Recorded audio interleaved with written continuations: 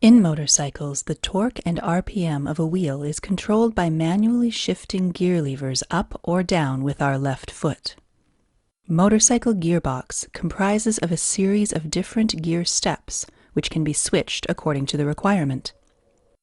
The gear lever is connected to a shifter shaft, and the other end of the shifter shaft is connected to a ratchet mechanism.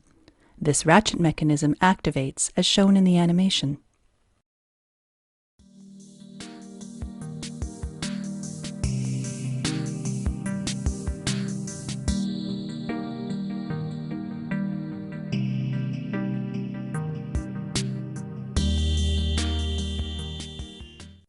The purpose of this ratchet mechanism is to rotate the shifting drum at specific angles.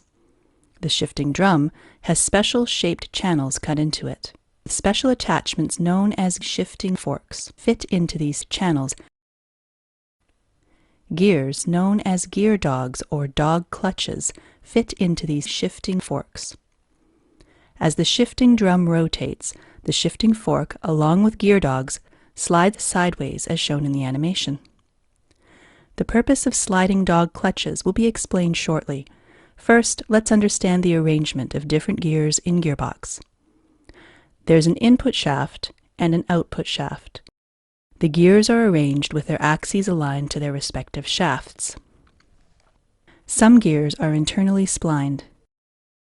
These splines perfectly mesh with external splines of their respective shafts. These splines allow gears to slide from side to side while maintaining the same angular speed as the shaft. All gears, which are shown here in red color, are splined. Some gears are freewheeling gears. These gears can freely spin about their axes, but cannot slide sideways along the shaft. Gears shown in blue color are freewheeling gears. The remaining gear is a static gear, which is attached to the input shaft. Let's number all these gears from 1 to 5 for better visualization. Please note that all freewheeling gears adjacent to dog clutches have recesses.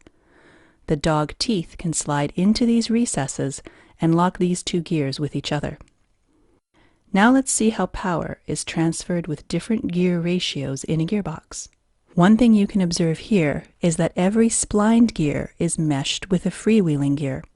In this condition, if we spin the input shaft, no power has transferred to the output shaft. This is the neutral position of the motorcycle.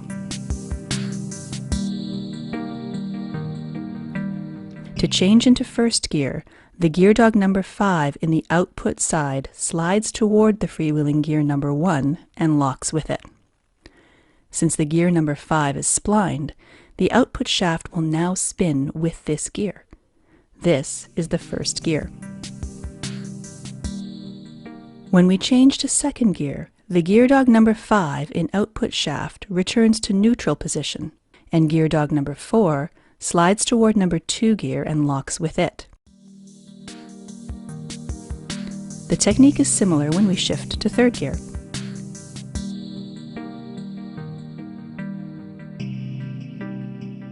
The fourth gear, and the fifth gear. Please note here that before shifting from one gear to the other, the previously locked gear dog returns to neutral position first. Only then it slides into another recess to achieve power transmission. This is why there is a neutral in between every successive gear. But in real life, we find the neutral position only in between first and second gears. To understand how this happens, let's go back to our ratchet mechanism. A star shift detent mechanism is responsible for proper shifting of gears. As we can see, the star plate has ridges and valleys. A spring-biased roller rolls onto these ridges and valleys. The position of the roller at each ridge of the star corresponds to neutral condition. As we can visualize, the roller cannot rest on the ridges of the star and immediately disposes to the appropriate valley, preventing the shifting drum to stop at neutral position. But one of the ridges of this plate is ground off, as we can see here. This is done in between first and second gears so that the roller can briefly rest on this ground-off surface, thus enabling the shifter drum to stop at neutral position instead of shifting directly to second gear. The transmission system we showed here is known as constant mesh transmission system because all gears remain engaged with each corresponding gear mates at all times. In conventional sliding mesh transmission, gear shifting is done by completely disengaging a gear with one gear and re-engaging it with another. It involves complex mechanisms, and drivers need tremendous skill to operate them. In addition, imperfect meshing causes gear teeth to grind and wear.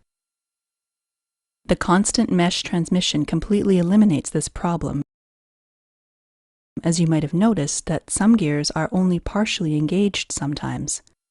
But this is not a problem because they are not transmitting power at this moment. Only those gears which are transmitting power need to be fully engaged at that instant.